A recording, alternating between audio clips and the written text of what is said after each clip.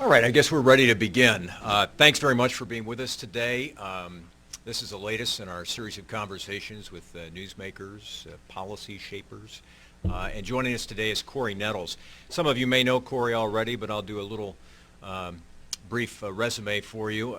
Cory is a partner at the Milwaukee law firm of Quarles and Brady.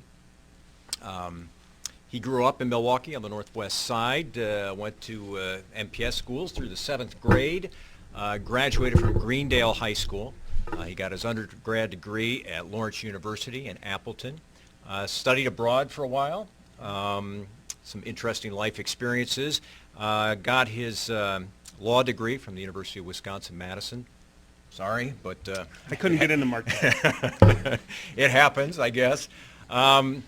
Upon graduation, Cory went to work for Quarles in product liability and commercial litigation and that kind of thing. And then in the year 2002, I think he was tapped by Governor Doyle to be the Secretary of Commerce for the state of Wisconsin. You were just 32 years old at that time. I was. He's a young man. He's only 37 today. He's now, as I mentioned, back to work at Quarles. And we're going to talk about a variety of things today, but I wanted to begin by asking you about your role in this community. You are an attorney, but you're much more than that. How do you view your role in Milwaukee? Well, I always begin by telling people I'm a native son. And I grew up, born and raised in this community. I feel very passionately about it. I'm very committed to it personally. I think it has tremendous potential. I try to be real sober about some of our challenges and honest about those and to not wax over those, while at the same time being extremely bullish about the opportunities. Because I think this is a great city. I think it's a great community. I think it has just tremendous potential. But I think we're going through a transition period where we're trying to decide if we're going to end up being, a good, healthy, vibrant community that really serves well all of its citizens, or if we're going to continue to be a deeply divided community with a very small segment of people who are doing well, a large segment of people who are not doing well, and then another segment of people who are especially not doing well. So, I think of myself as someone who's a native son, who's very passionate about the community, and he wants to do everything I can to make a difference, and who's been blessed with some opportunities and some resources to try to tackle some of our challenges. Let's do a little further background here. Besides being an attorney, what all are you doing today? And if you can keep it to about 3 or 4 minutes here. Well, to my wife's chagrin, I'm probably doing a lot more than I should be doing. And my life falls in a few buckets. Obviously, I'm at Quarles and Brady, and I spend a lot of my time trying to serve the interests of our large national and multinational clients and helping them grow their businesses and be successful through whatever issues they have. So that's a very important bucket of mine. I also serve probably on the board of a dozen nonprofits that range from the Medical College of Wisconsin, the United Way, the Boys and Girls Club, UW-Madison's Cancer Center, the UW-Milwaukee School of Education, the Business School. So I do a bunch of nonprofit work. I serve on a few corporate boards as well. And then I have a series of businesses that I've started over the last few years where we're trying to create jobs, especially in distressed communities, both locally and across the state. So between my law practice and my civic work and my entrepreneurial interests, it makes for a full schedule. You're very comfortable in the business world. In fact, you've said you prefer the business world to the political world, for instance. Yeah. Why? Well, I think for a lot of reasons. I start by telling people that I'm not one of these people who say that, government has no place and government is all bad and I'm against government. I mean, that's not who I am. Fortunately, I've been able to serve in government and in different layers of government at both the state level, at the federal level, and then also at the city level. So I've had an opportunity to be in government, and I see how government can be a good in helping ameliorate some of our biggest problems. But I think there's also an important role that the private sector plays. When I was Commerce Secretary, Governor Doyle and I would put out press releases from time to time saying Governor Doyle creates 150 jobs. Well, we meant creates with a small c because jobs really are created by the private sector. That's where jobs get created. So I think that's the role of the private sector. It's to be the economic engine, creating the resources and the investment to grow economies to enhance the lives of people. So I feel most comfortable in the business sector because I think it should be the sector that takes the lead. I like it because it's definable. We have real clearly defined bottom lines, and we usually define those in either red numbers or in black numbers. Usually it's simpler in the sense that there are fewer levers to pull to affect change, and they're pretty clear about what those levers or those drivers are. In government, it's a lot harder to define the bottom line. There are a lot more levers to pull. You don't always get the result that you were expecting when you pull this lever over here and you get some outcome over there. So it's a lot more amorphous. It's a lot harder to get your arms around. It's a lot more difficult to manage. When I went into government, I had a mentor who had been in government many years and was a very successful head of a corporation. And he said, Cory, I tell people, if you can succeed in government, you can succeed anywhere, because it really is the hardest place, I think, to succeed. For a lot of reasons, the politics, the policies, the bureaucracies, and moving them all along, that's a lot harder than running a business, I think. So I prefer business because it's definable, and we know what we can do to affect it, and we can measure pretty easily our success and failure. What are the biggest challenges? You have an interesting perspective as a small business person, but also as someone who led the state's economic development efforts. What are the biggest challenges facing this state and this region in particular in terms of creating jobs, in terms of creating new business? Yeah, I think the biggest challenge is talent and workforce all along the talent continuum, from the most sophisticated, most highly trained to the least skilled, unemployed or underemployed person. The most important challenge is talent. We have, I think, as everyone says now, a kind of misalignment between our current workforce.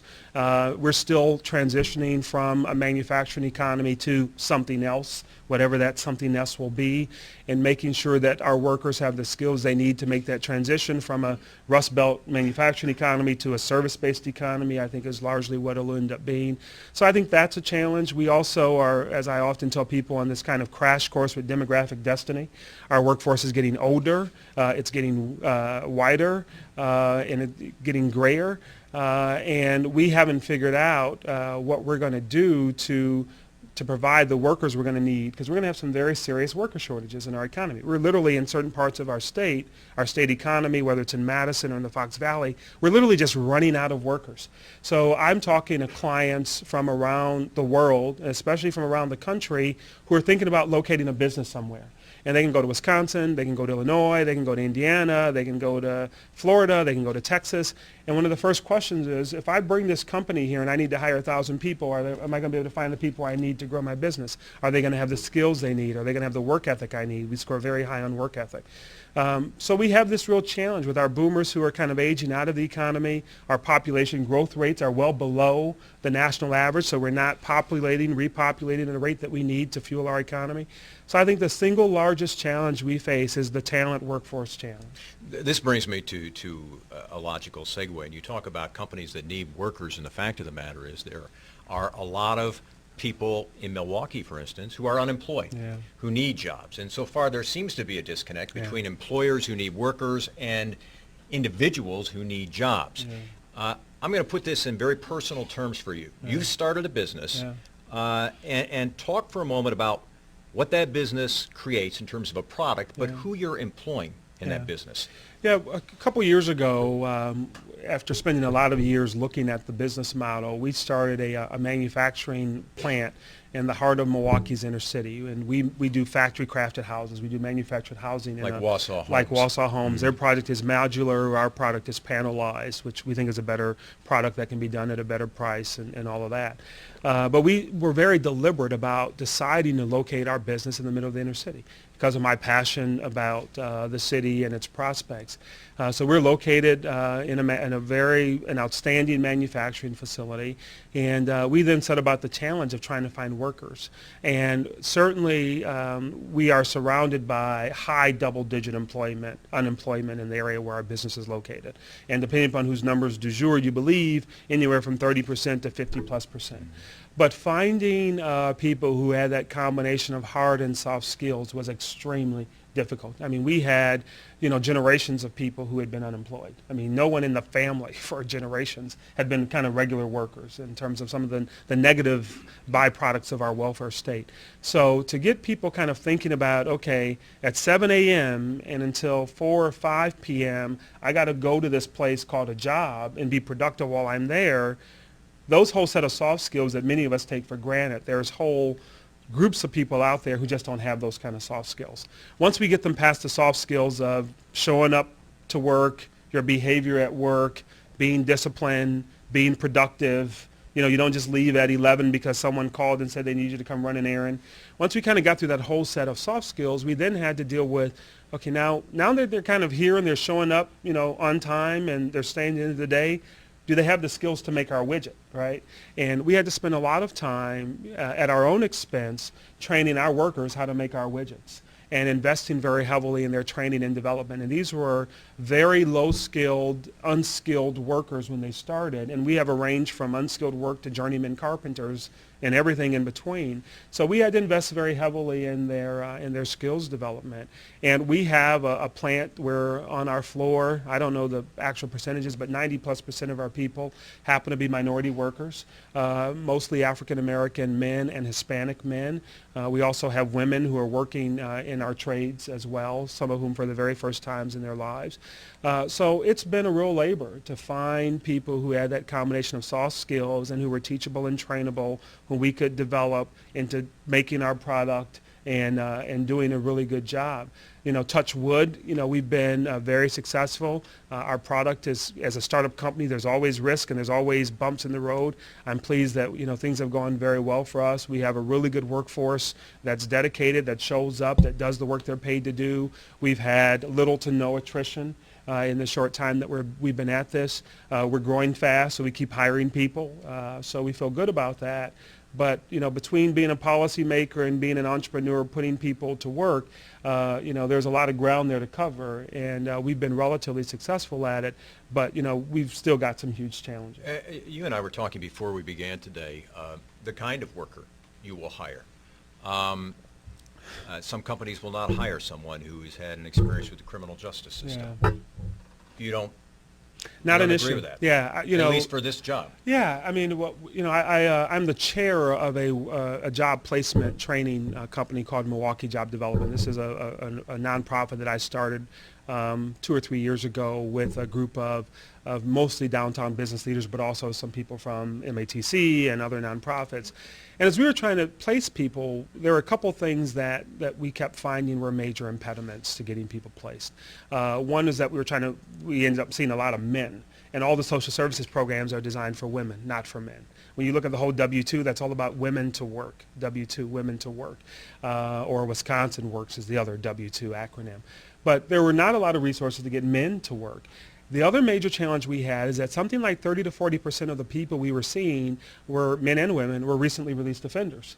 And nobody, notwithstanding the anti-discrimination laws, nobody wanted to hire these recently released offenders. They would say, well, we're in a healthcare environment and we can't have recently released offenders working in our hospitals, or we're in financial services and they can't work here, we're in a bonded environment, they can't work here. So you take people who've got a strike against them, you don't want them to become recidivists, but we don't provide any job opportunities for them. I mean, this doesn't take a rocket scientist to figure out that they're going to become recidivists because the economy won't absorb them.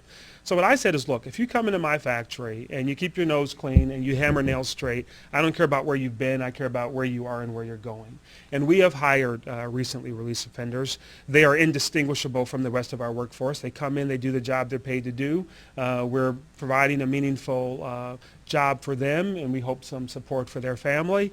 And I don't have any hesitation or any problem. We're very clear with all of our employees about what our expectations are, but they come in and they do the work they're paid to do, so I have no beef with them. We hear a lot about emerging markets, and it often seems like we're talking about what's going on overseas, but let's talk about Milwaukee and the part of the city where your business is. Yeah. That's an emerging market. Yeah. You believe you've experienced some success. You believe there is potential there. Do others share that belief, or have they written off portions of our city? Yes, I think it depends on which others you're talking about. I think the market is slowly starting to come around to appreciate that the relative density of these communities and the capital that's there creates opportunity.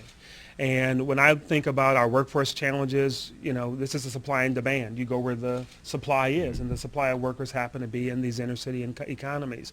Are there some additional challenges to doing business in those communities? Yes, but I'm there. Partly a slice of it is for philanthropic reasons, but I'm mostly there for capitalist reasons. I went where the workers are, and I went where the opportunity is. So I'm investing very heavily in our manufacturing business and our employees there, but also as someone who's involved in real estate development, the market that we're in, we're not doing real estate development in greenfields. We're doing real estate development in brownfields and revitalizing the urban core because there's money to be made there. There's a need to redevelop those communities to revitalize them and to strengthen them. And I'm starting to see the market appreciate these opportunities that exist there as well. One of my clients in my law firm capacity bought for a very modest amount of money the former Capitol Court Shopping Center. Now, everybody thought that they were nuts when they bought that. Why would this developer buy a shopping mall where the vacancy in the mall was into the high double digits? There was crime and poverty and all that. But this developer pulled out the demographic data, saw what the number of households were there, saw the single-family households that were there, looked at the employment statistics there, not just the unemployment statistics, and thought that this is a good retail opportunity. And he bought that mall for, I forget the numbers, something like $5 million, and sold it, 5 or 6 years later for something like $55 million, realizing a huge return. He saw the opportunity that exists there. A lot of big box retailers, having built in all the sprawling surrounding communities, are now coming back. So you see the Targets and the Walmarts and the Lowe's and the Menards and all of those people being from one end of East Capitol to the other end of West Capitol and bringing retail back to the urban core. So I think people are starting to realize that there are opportunities to invest in central cities, whether it's real estate or retail or businesses, and that you can do well in the urban core. How do you personally encourage that investment? Well, it depends on the audience, but I start by talking about the economics and whether I'm working for my clients who are starting businesses there or my own businesses. I can show you what my pro forma looks like, and you can see that we're doing very well there. We have a very good workforce there. I can show you what the real estate development opportunity looks like, my ability to acquire land in the inner city on very favorable terms, to add incrementally to the value of that land, and then what it'll be assessed at the end of that process is a very compelling business proposition. So we're able to demonstrate, value in our real estate, whether you're talking about on Walnut Drive, Bronzeville, King Drive, North Avenue, Fond du Lac, the places where we're doing our development. Those are hot or near hot markets that are turning, and you can get land there on relatively reasonable terms, add some value to it, and see a real appreciation. So when I'm talking to the business people, I walk them through that economic analysis, whether as a real estate developer or as a person who's going to locate a business there, hire workers there.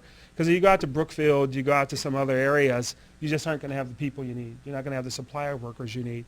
So it's the economic imperative that usually drives my discussions with these folks. Let me shift gears just a little bit and talk about your experience in politics. You smile when you say that. You had enough after a couple of years. Yeah. Why? I had I went into it saying I was not a lifer. I had no long-term political aspirations. My wife absolutely abhors politics. It's very difficult. His difficult. wife works at Marquette, too, She does. I just want to point out. So. It's very difficult to get anything done in the political environment. But one, I wanted to make a contribution. Governor Doyle had been a friend of mine. When he decided to run, he asked for my help and my support, which I was glad to lend him. And I knew it was my opportunity in my own small personal way to make a difference and to make a contribution. But I knew that it was going to be a couple years. And one of my mentors, the gentleman I alluded to earlier, said, 2 years is about right in the life of a cabinet secretary. You don't want to stay much longer than that. And you certainly don't want to be inside the cabinet during a political campaign because it gets a little messy. And I took that counsel going into that position. I knew that I was going to be there for about 2 years and was able to do some things early in the administration, help develop the governor's kind of economic development framework, his blueprint, his strategy, help move that on and then hand that off to my successor and to stay engaged to the extent that I want now supporting them.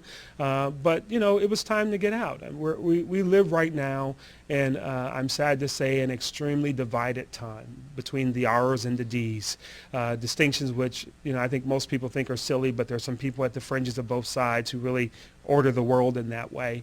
And Is it the makes budget case in point, absolute case study, and the world of R's and D's, and trying to get things done in that environment and to be able to reason with people and have people understand that in my business, I couldn't operate my business without having a budget.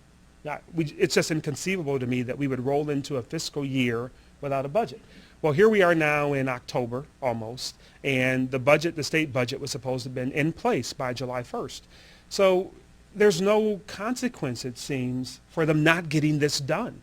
There's no financial consequence to them personally. There's no political consequence to them apparently by way of any kind of storming the citadel of the Capitol and throwing the bums out of office, as they say. So, they just don't seem to have this sense of, we got to get this done. We know how to cut a deal. We're going to compromise to get through this process. And you sit in this environment where, people's idea of compromise is, I yell at you, you yell at me, I yell at you, you yell at me, and then nothing happens. Well, that's not obviously how the world works. That's not how deals get done. It's not how compromise happens. So, I was glad to be there. I learned a lot. I made some phenomenal relationships that have benefited me greatly in my personal and professional and entrepreneurial life, but I knew it was time for me to go. You and I have talked about leadership in the past. How critical an issue is leadership, particularly in this region in southeast Wisconsin? Yeah, it's huge. Just like I was talking about talent, leadership is about talent. And it all comes back to leadership. One of the things I had a chance to see kind of up close and personal, when Doyle came in the office, it had been a change of guard in every sense of the word. One, he was coming in after an incumbent who'd been there for, 12, 14 years, or the Republican administration for 16 years. So there was that whole sea change in players.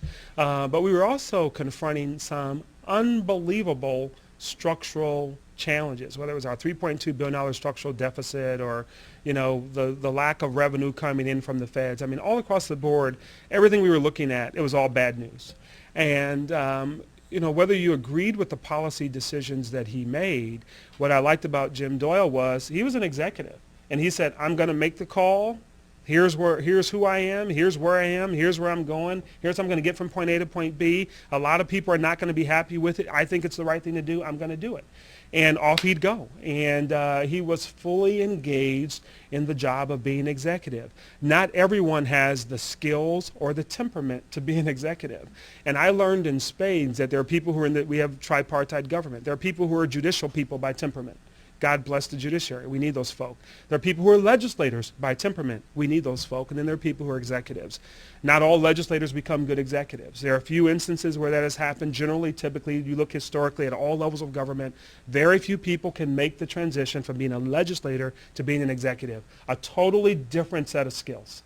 I've worked closely with lots of legislators. They're process people. They're conciliators. They don't want to offend anybody or pee anybody off.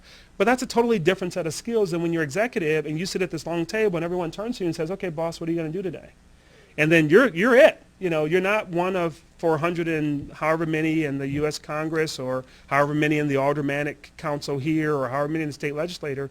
There's no anonymity. There's no way to hide. You can't just not show up for the vote. You can't take the vote and hope no one knows. When you're the executive, you're one-on-one, and you got to make it happen. And so I think leadership is like talent. It's the single most important ingredient.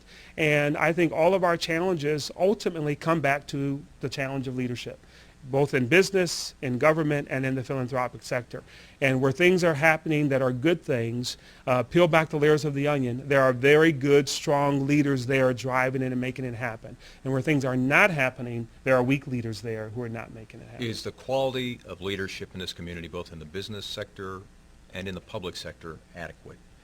Probably borderline. I would separate business from civic from government. And certainly there's strong government leaders, there's strong business leaders, and there's adequate and there's weak across all of them. I think the biggest kind of pervasive challenge across all of these segments for me is that we are an extremely conservative culture. We're culturally conservative and we're culturally risk adverse. And when I was Commerce Secretary, I used to have this tagline, and invariably I'd be out someplace making a stump speech, and someone would stand up and say, Secretary Nettles, Minnesota's just killing Wisconsin. The economy's strong and growing. It's robust. The per capita incomes are higher. Why is there all these challenges? It can't be the weather. We both have the same crummy weather, they would say. What's the big difference between? And I'd scratch my head and I'd say, they got the Norwegians and we got the Germans. And I couldn't, other than the kind of cultural disposition, there's not a lot to account for the difference. This is a very conservative state and community. We do not celebrate failure. We're very risk adverse. We don't tell people to swing for the fences. We say, look, get a single, and then don't try to steal second base. Advance to second base and then wait your turn and bide your time and slow and steady as she goes, and that's our culture. Well, in a time of plenty, in a time when things are going well, caretaker leadership is fine. At a time when everything's going the wrong way, what's the definition of insanity? Doing the same thing over and over and expecting a different outcome. At a time when all the objective metrics are going the wrong way, incremental conservative leadership does the community a great disservice. We need bold, daring leadership that's not afraid to fail, that's not afraid to offend some interest, and that says, when this doesn't work, we're going to try something else. And we're not seeing a lot of that kind of leadership. There's some episodic examples of it, but we're not seeing a lot of that kind of strong, daring, swing for the fences leadership. Two more quick questions. One is about education. Yeah. And you said it was drilled into you at a very young age that everything was possible through education. Yeah. Have we lost that message? Is that message somehow not being communicated to the same degree it was when you were growing up or even when I was growing up? Yes. And, as a first generation kind of everything in my family, and as a minority looking back over the history of, Africans and African Americans in this country, everyone knew kind of their way out was through education. That's the immigrant story. Forget African Americans. That's the immigrant story. It's all about education, and that's your path to upward mobility. And my grandmother, who is seminal in my life, barely had a sixth grade education and always hammered me about the importance of education. My mother, who at the time didn't have her high school diploma, since has gone on and got her degree, high school and tech degree, also hammered into me education. We aren't preaching in certain segments of our community the importance of education. And we've lost that. And just to speak to the African American community, my wife and I are having this conversation all the time. Our sense is that we don't value education in the same way that we did even during the civil rights crusades of the 50s and 60s. You turn back to the days of Brown v. Board of Education and that seminal educational set of policies and judicial decisions.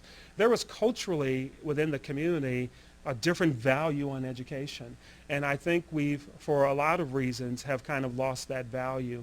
And, I keep preaching that it's a real simple equation. There was a wonderful story that ran in the New York Times a few months ago, and they had this very simple bar chart. And what it showed was the kind of correlation with every bit of additional incremental addition in education, wages went up. And I cut that out. And whenever I have a kid over at my house, I set them down and I say, it's this simple, right? You get to high school, you get to here. You get to tech school, you get to there. You get to college, you get to there. You get to grad school, you get to here. Just so that we appreciate the kind of incremental difference in per capita incomes that correlates very strongly with education. So I think we have lost that value, at all levels and across large segments of our community. And that's the one kind of real simple, easy fix for me, is to get as much education as you can, because the outcomes are pretty predictable and are generally very good. One final question, then we'll open it up to your questions. I had the good fortune to be involved in a conference on diversity in the bar and in the past year. And one of the things that was looked at and examined was why you're such a rarity, why there are so few African Americans or Latinos in major law firms. And I'm curious to get your take on that. Why is that? Are we talking about in Wisconsin or nationally? In Wisconsin, and probably it's even a larger issue, but let's talk about Wisconsin. Yeah. In Wisconsin, we disproportionately lag other segments of the economy, and it's a supply-demand scarcity equation. And the question is, are we as a state hospitable, in every sense of the word, to diverse people? Is this a place where diverse talent will be attracted, where the creative class will be attracted, where different ethnicities and lifestyles will be attracted? People don't often think of places like Seattle and Austin and Denver and Milwaukee in the same breath, right? Culturally, we're very different. And I think when you talk about the creative class and minorities within the creative class, they view, real and or perceived, that there are better opportunities in D.C., New York, Atlanta, L.A., Chicago, pick a more diverse place. So I think part of the challenge is the part of the issue is the scarcity of those candidates who are coming to Wisconsin and then who end up at Quarles. As a member of my firm's hiring committee for many years, I would say to them, we've got to be extremely creative and affirmative, aggressive about finding minority candidates because of their relative scarcity. And if all we're going to do is try to recruit minority candidates the way we recruit majority candidates, we're never going to have that diversity just doing the scarcity. Just do the math. So we had to spend incrementally more money to recruit a diverse candidate because of their scarcity and the demand for those candidates. And we made a business decision that we were going to invest disproportionately to get that minority candidate. Not everyone makes that kind of decision. So I think some of it is cultural and are we hospitable? Some of it is a business deciding to invest the additional money to recruit relatively scarce candidates, which is to me just a strict economic proposition. I think that's a large part of it. Nationally, the numbers of minorities matriculating in law school has been trending downward. So that makes the problem, that makes the challenge that much more difficult. But I think the first challenge is really, letting people know that there is a lot of opportunity here. I literally recruited candidates from New York to LA, literally, and recruited candidates successfully to my law firm from New York to LA by helping them understand the professional opportunity that they would have at Quarles and Brady, how they'd be mentored, trained, groomed, and given opportunities for growth. It's a hard sell, but we were very aggressive about it and we enjoyed some success. But you can't rest on those laurels because, recruitment's piece of the equation, the other equation is retention. And the retention challenge is as hard, if not harder, than the recruitment challenge. So, you have to keep at it, pretty hard and invest very heavily in it and make the business decision that the ROI is worth it. Let's take some questions from you. Anybody who has one, please raise your hand and fire away. Yes, sir. You talked about the reticence of our community's culture to change, Yeah. to embrace new ideas. And yet I think I live just near the Menominee Valley, and I think about the manufacturing history of our Yeah. city and the opportunities that some people are seeing in other states and other regions for environmentally sensitive Yeah. products, Yeah. and manufacturing those, selling those, Yeah. from cars to houses, whatever. Absolutely. What do you see as the potential for our city, and we have the infrastructure already, Yeah. to embrace these sort of emerging industries and Yeah. markets? It's huge. I'm on the executive committee of the regional economic development effort called Milwaukee 7, which is a great way of bringing the 7 southeastern Wisconsin counties together to work. And one of the things that we realized through that effort by peeling back the layers of the onion and understanding our economy is that we have a huge green economy. It's a bunch of businesses there in green and in water. They weren't thinking of themselves as a cluster. They weren't acting as an industry, kind of vertically integrated. And they're now trying to coalesce as a cluster and say, what can we do to brand ourselves to the rest of the world as a green community, as a green economy, as green businesses, and then how do we, export goods and services to the rest of the world, leveraging our green capabilities. And, whether it's Johnson Controls or Modine or, Kohler, a lot of them are really strong. They're a strong green economy. So I think we have a lot of opportunity there. Whether we'll be able to kind of coalesce strategically around that opportunity and exploit and execute on it and be able to market and brand ourselves, which is an area where as a state we do very poorly. Again, it's our culture of conservatism. We hide our light under a bushel. We don't like to tell people how good we are. Whether we can, having the widget, can then market that aggressively to the rest of the world and distinguish ourselves as a green economy, as green industry, where other people might be biotech or IT or bioinformatics. Whether we can do that, I think remains to be seen, but certainly we have the opportunity. Yes. When you're counseling clients about locating their business here or starting their own companies, how do the high healthcare costs in Milwaukee Yeah. conversation? Yeah, they're huge. They're part of what my clients always do and what I was on the other side of when I was at Commerce is, these businesses are sophisticated. So they'll figure out what their 10 cost drivers are, right? So I would sit and I'd see these proposals. Okay, Mr. Commerce Secretary, we want a few $1,000,000. Here's the 10 drivers. Here's the net cost of doing business in Wisconsin versus Illinois versus Indiana versus Texas. And there are some areas where we had a competitive advantage. Our energy costs, for example, relative to some other places were actually good. Some labor costs were better than other parts of the country. But our healthcare costs are high. Personal income taxes are high. Property taxes relative to other places are high. So most people figure out a way of trying to net that all out. But healthcare costs is certainly a very serious consideration. Those costs have been growing they've kind of started to trail off a little bit in the last couple of years, but they've been growing at high double digits for a long time. And we're still trying to figure out as a country, as a state, as a region, what creative things we can do to kind of manage healthcare costs. How do you incentivize consumer behavior in a way that'll bring those costs down? How do you make sure the consumers have some skin in the game by paying a larger share, by getting rebates for behavior that's good? So at the state, we really tinkered with a lot of things and we're able to drive our costs down by sharing those costs and by changing behavior, quite frankly. You're starting to see some businesses do that, but our costs relative to other parts of the country are still high. That is a line item that's going to be evaluated in terms of the total cost of doing business here. Mm-hmm. Questions? Yes? You noted the increase in retail employment opportunities. Yeah. Do you foresee an increase in employment opportunities for professionals? Yeah. Yes. I mean, look at Manpower, just as one kind of obvious example. Manpower just moved some of the highest end professional workers from Glendale to kind of downtown Milwaukee in a major redevelopment of a brownfield site. I mean, that's like check all the boxes, major win. So I think that part of what I'm seeing, and you look at all the condo boom, young professionals at both ends of the continuum. You got the empty nesters moving back from their sprawling estates in Elm Grove, and from their $1 million houses to their $1 million condos, and you've got young professionals moving kind of downtown. So when you look at the kind of the in-migration of professionals, I think that bespeaks the kind of opportunity. What I want to continue to see is the economy grow and expand to absorb more of those people and to create professional opportunities over the course of their life trajectory, so that you don't come here for 2 or 3 or 4 years, and then the mid-level next position up, you got to go to Chicago for it.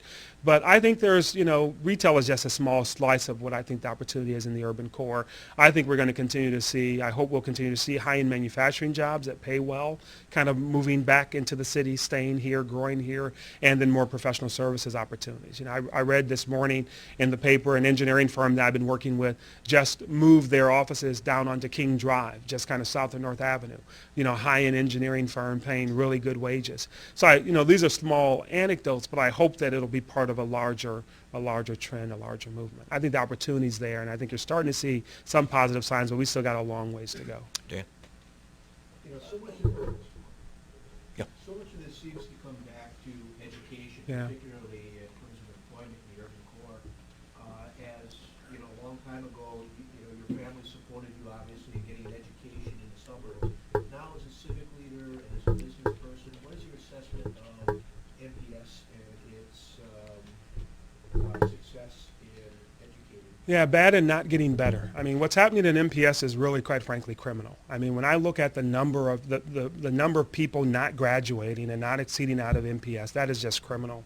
And you talk about a lack of leadership. I mean, I have a lot of respect for the superintendent, but he's operating in a structure and in a district that is by, I think, almost every measure too large, and in a governance structure that doesn't really allow him control to pull the trigger and to do the things that need to happen. And when I think it's just criminal. I think it's absolutely criminal what's happening in MPS, and it's become, when you look at the number of minority kids who are kind of disproportionate. I mean, it's become a brown/black system. And you talk about, 40% or lower graduation rates, which means obviously that 60+% are not graduating, and the drain that's going to be on the economy and how that will circumscribe their life chances and choices. I think it's absolutely criminal. I think we have a moral obligation to respond in a better way to the challenge of MPS than we're doing at every level. Federal, state, city, we are failing. And by a great margin. And I don't see the tinkering, the stuff that I see in education policy is largely tinkering at the margin. It's not bold and daring. I think that's what we need. We've had this divided school board that flips every other election by a vote or two, that doesn't allow you to get any long-term policy prescriptives implemented. I don't know if the right solution is to give control to the mayor, as they're trying to do in some other cities. I think the results there have been mixed.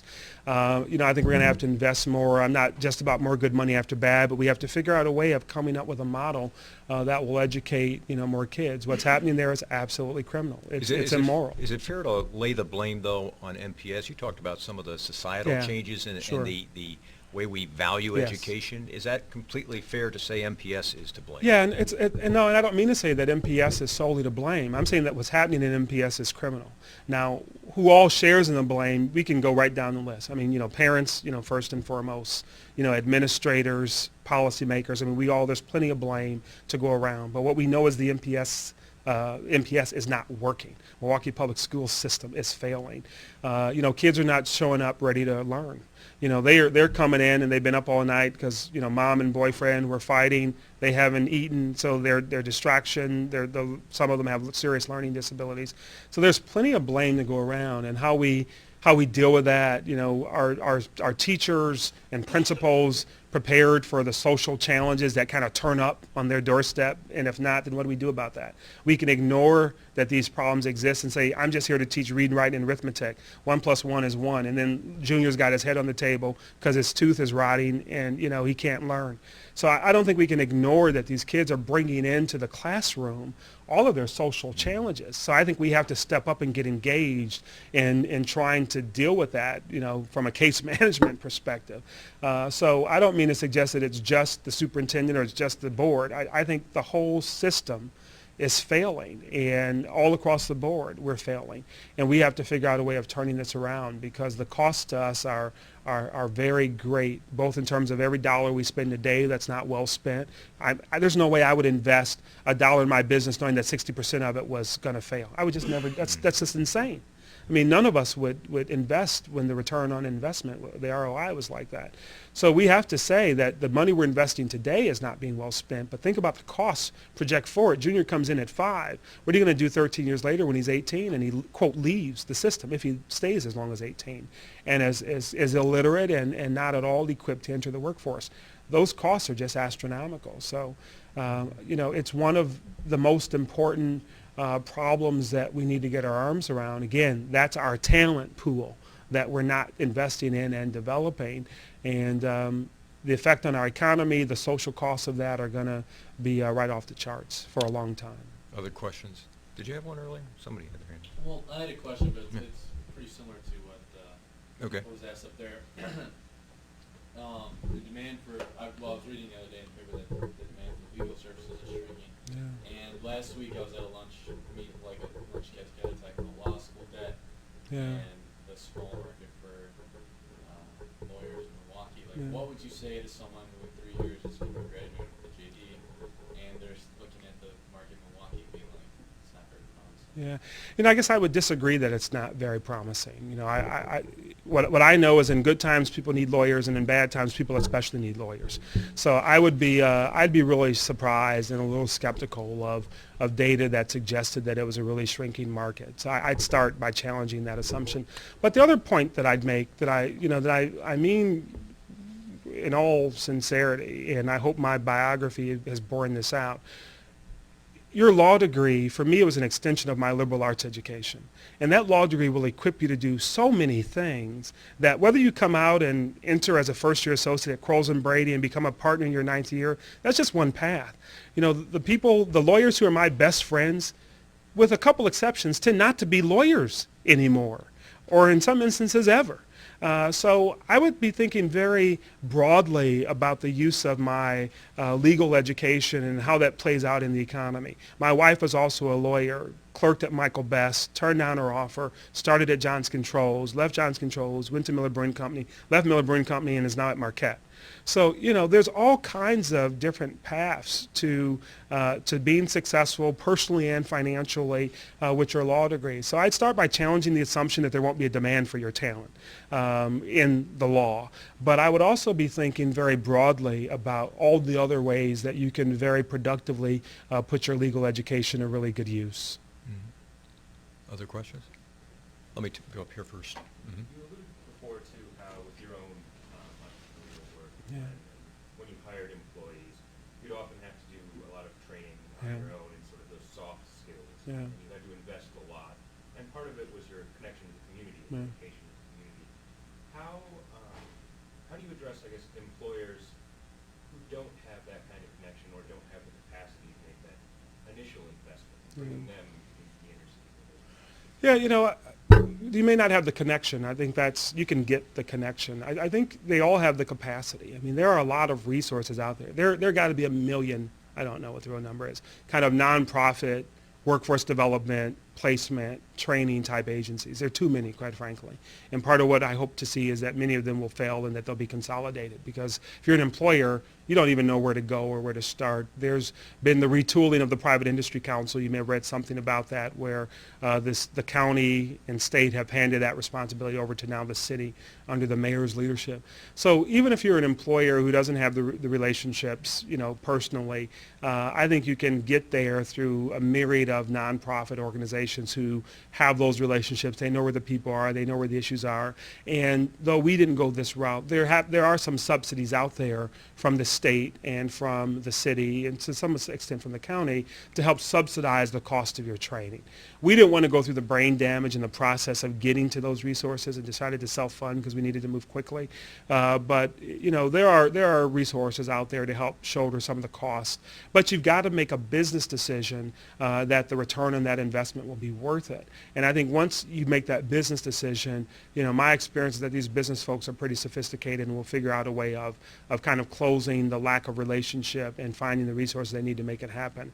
I have a client who's a multinational medical device and instrument manufacturer, biomedical instruments, right on the corner of First and Keefe. They've been there for 25 years. And they're there because they say the workforce that we have, many of whom are from the neighborhood, is the best dedicated, hard-working workforce we can find. They've expanded out in Germantown along the way because they were land constrained. So we're now kind of buying adjacent houses and tearing them down to expand their business on First and Keefe.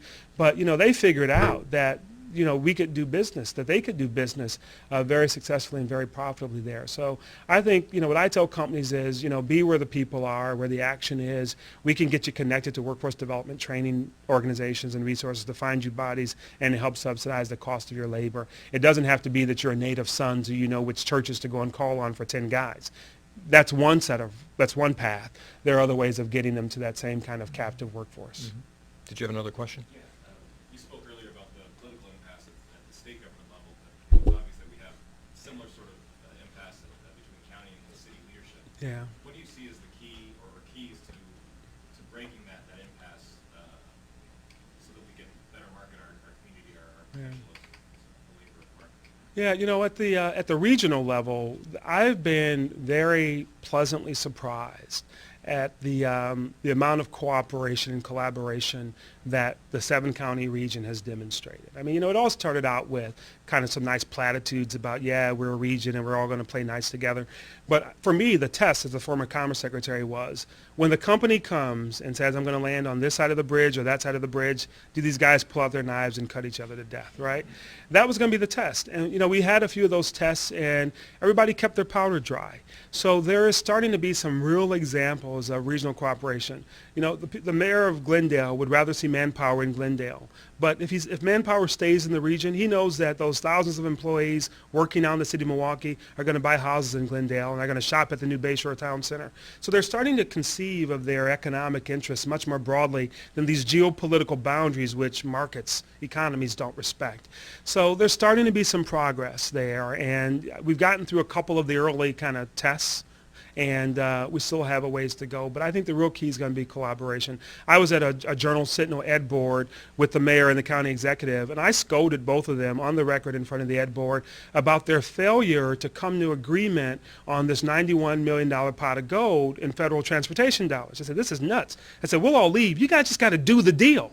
And not because of me, but because of whatever circumstances, a few days later it was announced that they were starting to arrive at some consensus, some agreement on how to get these federal dollars.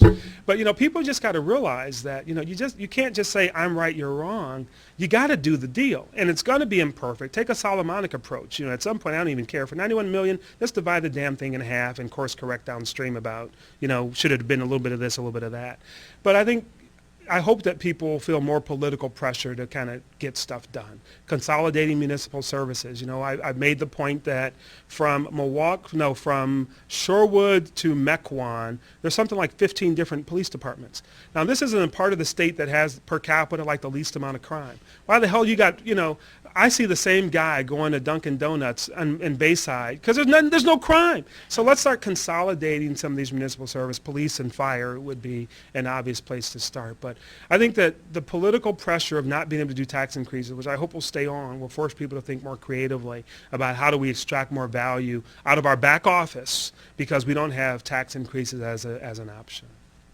Maybe, take the dean's question. Mhm. Dan Blink already asked my NFDS question, and I was really impressed with the candor of your answer. So this next one is entirely different. What sorts of things did you read growing up, and who were some of your heroes that you looked up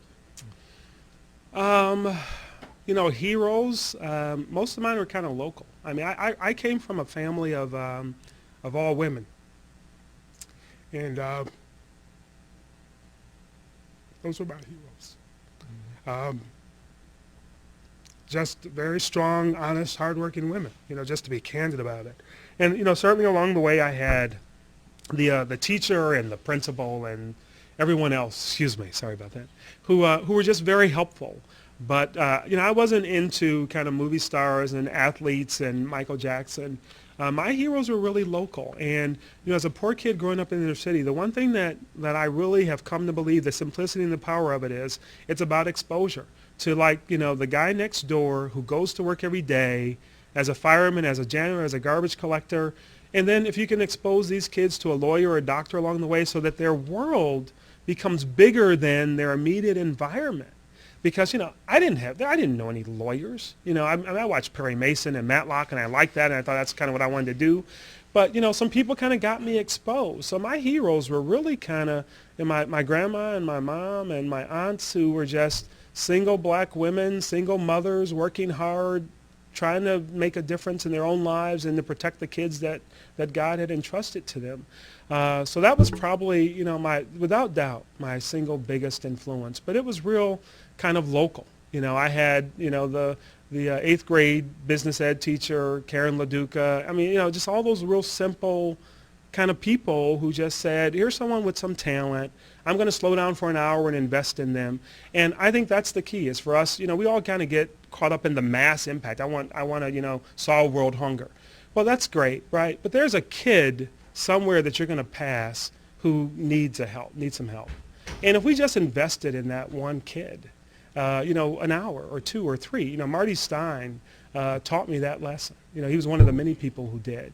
It's just those little small human, interactions that just make a tremendous difference. So my heroes were real local. They were real familial and real basic people who were not, quote, accomplished, but they had the values, and they were just good, God-fearing folk. And that's what really, and a little luck along the way is kind of what made the difference for me.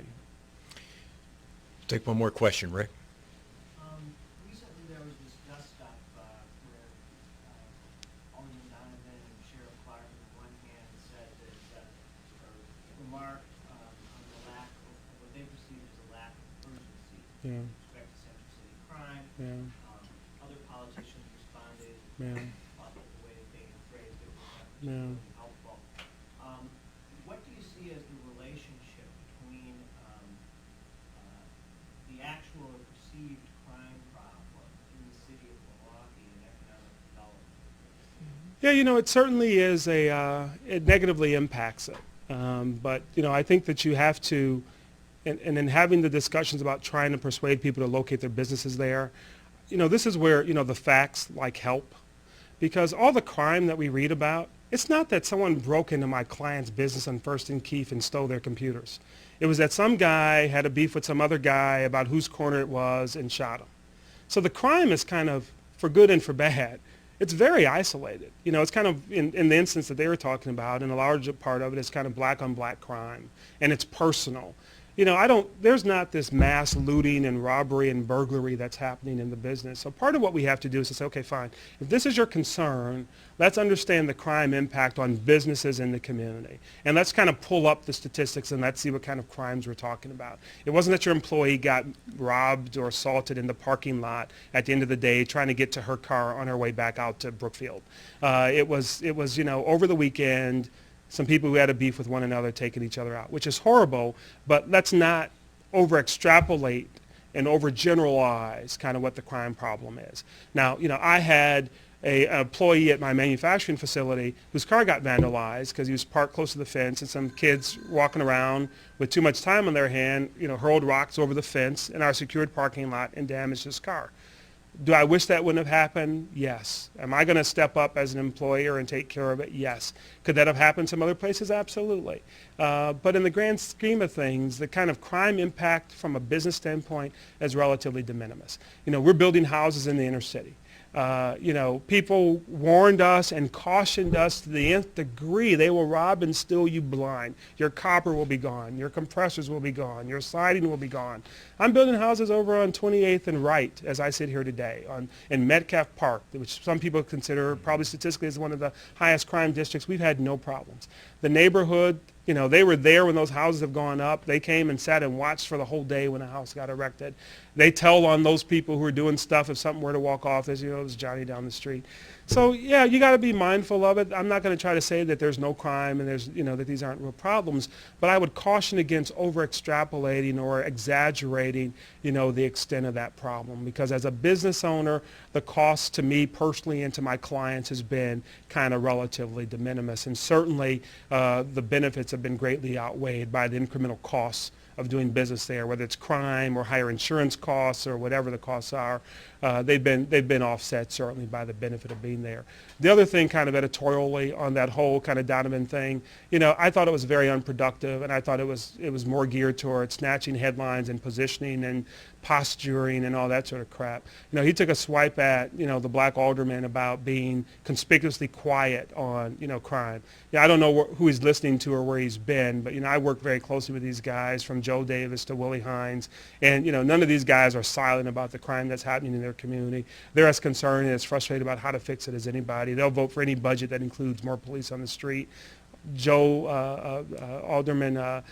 Joe Davis is my mom's alderman, and he gets an earful from me all the time, and I know he's fully engaged. So there was a lot of rhetoric and postulating there, but I think that doesn't serve anybody well. I think we need to say, okay, what are the real underlying issues and how do we get our arms around them, and what's the appropriate productive response to this problem? I thought we'd close with the obligatory political question about your future. People hear you speak and say, you don't get to say no before I ask the question. It doesn't work like that. So would there be any circumstances under which you might consider running for elected office? No. Okay. I had to choose between either government and my wife, and I chose my wife. I understand. I understand. Let's give a big thank you to Cory Nettles. Thank you. We will continue our discussions tomorrow. County Executive Scott Walker will be here on the day before he unveils his budget. So we'll probably talk about some of the same things we talked about today. Hope to see some of you tomorrow.